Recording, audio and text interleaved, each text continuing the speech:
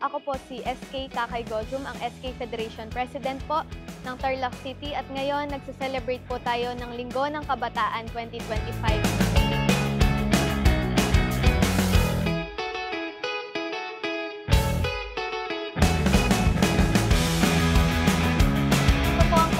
Event po ng Linggo ng Kabataan ng Tarlac City and ito po ang Chalk Art Festival kung saan po meron po tayo ngayon 19 participating teams po para po ipakita po ang artistic side po nila para sa event na ito.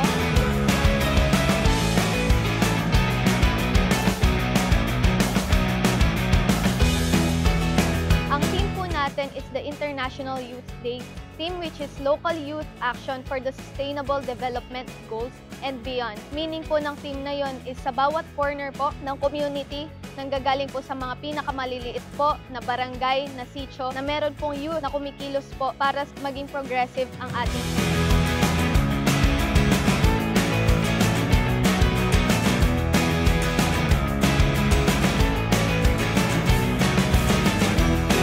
Papasalamat po ako sa support ng ating Honorable Mayor, Mayor Susan Yap, sa kanya pong support, sa mga nakateam ko po dito para maging possible ang event na to.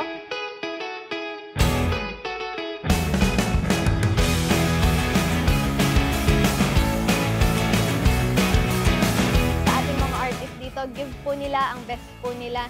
And of course, lagi po nating susuportahan ang mga magagaling na artist dito sa Tarlac.